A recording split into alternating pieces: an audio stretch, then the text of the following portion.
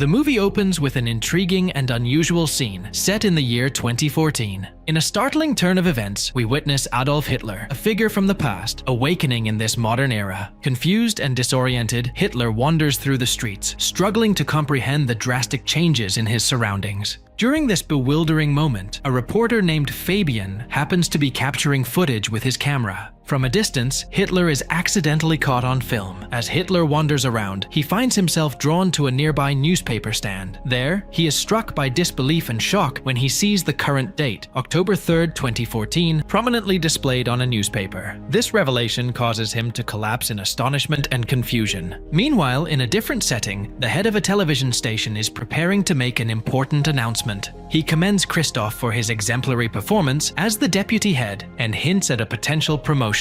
However, in a surprising twist, he names another employee, Katya, as the new managing director. Christoph is visibly shaken and upset by this unexpected decision. Back at the office, Christoph's frustration boils over and he directs his anger towards Fabian. Despite Fabian's earnest efforts to defend himself, he finds himself unjustly fired and forcibly removed from the premises by security guards. In the aftermath of his dismissal, a dejected Fabian reviews the footage he had captured earlier. His mother, attempting to offer comfort, advises him to pause the video. It's then that they notice the weird resemblance of the man in the background to Adolf Hitler. Intrigued by this bizarre discovery, Fabian becomes fixated on the idea that he has stumbled upon a lookalike of the infamous historical figure. The story then shifts back to Hitler, who is now in a shop. The shopkeeper, noticing the poor condition of Hitler's outfit, suggests that he should have his clothes cleaned. Hitler proceeds to a laundry service, humorously inquiring if they have a spare uniform for him to wear while his own is being cleaned. In a subsequent scene, Hitler is seen returning to the news seller, now dressed in contemporary attire. Unbeknownst to him, Fabian has been tracking him down and is waiting at the shop.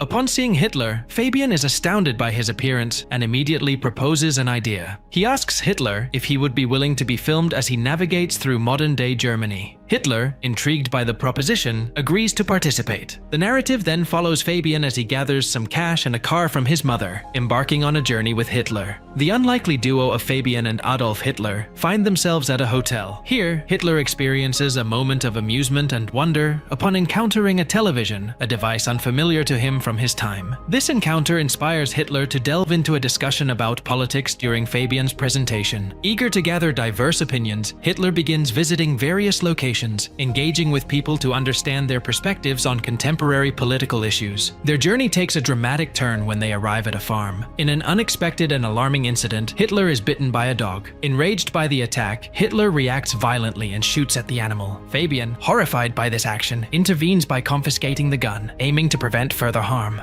Meanwhile, back in the city, Fabian shares a video clip of Hitler with Christoph, his former boss. The video, which Fabian had uploaded online, garners a significant number of views, much to Christoph's surprise and interest. Impressed by the video's popularity, Christoph inquires about Hitler's contact information, sensing an opportunity. Upon meeting Hitler, Christoph is quickly taken aback, suspecting him to be mentally unstable. He urges Fabian to remove Hitler from the office premises. However, before leaving, Hitler boldly enters the director's office and proposes a plan to save Germany together. Intrigued by this proposition, Katya, the director, eagerly asks for more details about his plan. She immediately instructs her assistant to start working on a TV format that could feature Hitler's ideas. Fabian leverages the situation to his advantage. He threatens Christoph with the possibility of taking Hitler away unless he is reinstated in his job. Christoph, feeling cornered, agrees to rehire Fabian, although as a kitchen boy initially, with the promise of a future editorial promotion. As the story progresses, Hitler is assigned a workspace in the TV studio. Christoph introduces him to Vera, who assists Hitler in adapting to modern computer technology. Hitler, reminiscing about the technological advancements of his era, expresses his admiration for the invention of computers. Christoph, still harboring resentment over Katya's promotion and his own missed opportunity, devises an evil plan. He intends to feature Hitler on a live comedy show, aiming to stir controversy and create difficulties for Katya. His plan involves using Hitler to make sarcastic jokes about Jews, hoping to incite racial tension and ultimately discredit Hitler. The plot of the film thickens as the live show commences. Michael, the show's host, enthusiastically invites Hitler onto the stage, setting the stage for an unpredictable and potentially explosive confrontation.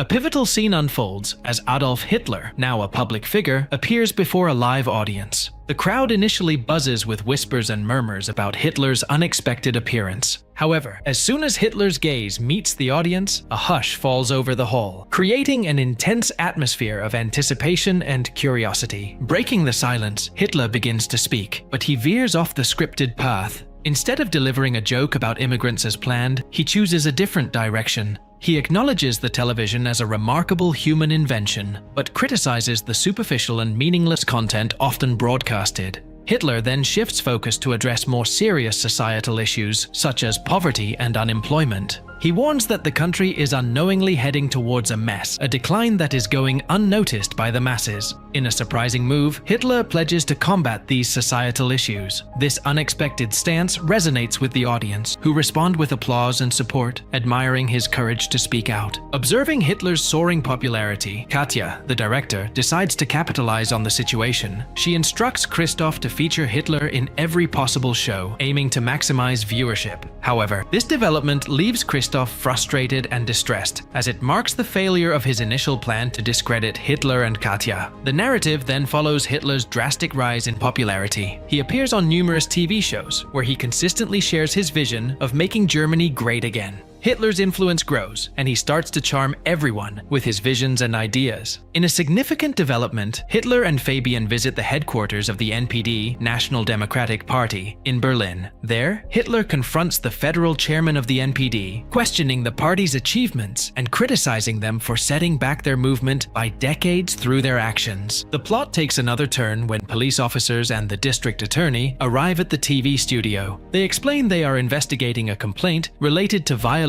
of hate speech laws. Katja, concerned about the potential implications, wonders what steps they should take. Christoph, sensing an opportunity, suggests that they might need to cancel Hitler's show. However, the attorney clarifies that the broadcast can continue, much to Katja's relief and Christoph's concealed disappointment. In a final twist, Vera hands Christoph a letter regarding the payment for the dog Hitler had shot earlier in his trip. Christoph receives the letter with a sense of satisfaction, believing it could be the key to causing trouble for Hitler, hinting at further complexities and challenges in the unfolding story. The movie progresses to a crucial point where Adolf Hitler is featured in a television program designed to confront him directly about his actions during the war. The interviewer, determined to hold Hitler accountable, challenges him with hard-hitting questions about his various roles in the conflict. Hitler initially attempts to articulate his desire to connect with the public, but the conversation takes a sharp turn when the interviewer brings up the incident of Hitler shooting the dog, a clip of which is shown to the audience. This footage visibly disturbs the viewers, leading to a tense atmosphere.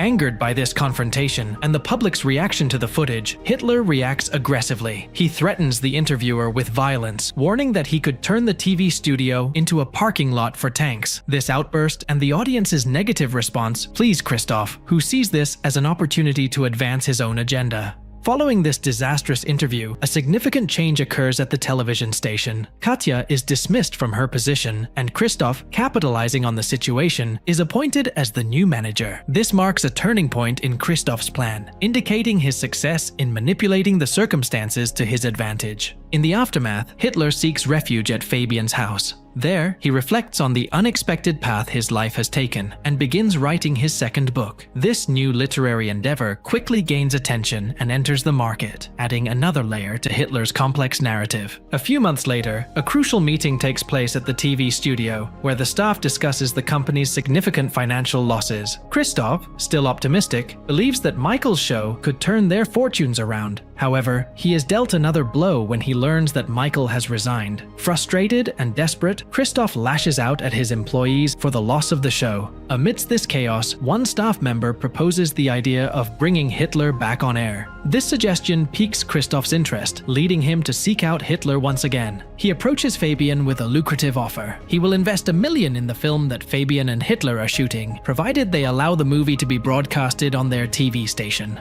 That night, a dramatic encounter occurs when Hitler is confronted by a group of thugs. They blame him for Germany's past and physically assault him, leaving him unconscious. The scene then shifts to Hitler waking up in a hospital, with Katja standing before him. Fabian, deeply immersed in examining the footage he had captured earlier, makes a startling discovery. He observes that Hitler mysteriously rose from the ground in a location marked as the historical Führer Bunker. Intrigued and confused by this revelation, Fabian rushes to the hospital seeking answers, only to find that Hitler is no longer there. Katja informs him that Hitler has gone to the film's shooting set. Convinced of the truth he has uncovered, Fabian confronts Katja, asserting that the man they have been interacting with is, in fact, the real Adolf Hitler. However, Katja is skeptical of this claim and dismisses Fabian's theory. In his frantic attempt to convince her, Fabian's behavior becomes increasingly erratic, prompting the guards to intervene. Despite their efforts, Fabian manages to escape and hurries to the set. Upon reaching the set, Fabian, armed with a gun, confronts Hitler. He demands the truth about Hitler's identity. Hitler, unflinching, responds that he never pretended to be anyone other than himself. In a heated exchange, Fabian accuses Hitler of deceiving people with propaganda.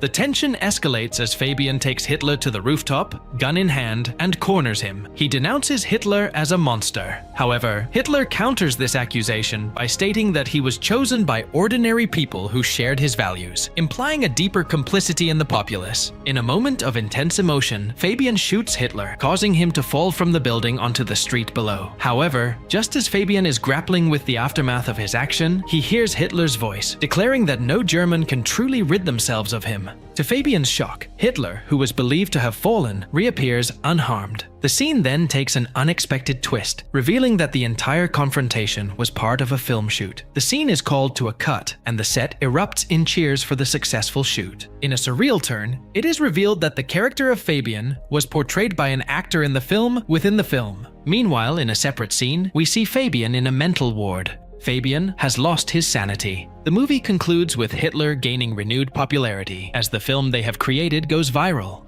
And with that, the movie ends. We hope you enjoyed our video. Watch the next recaps on the screen, and don't forget to subscribe for more amazing recaps. See you in the next one.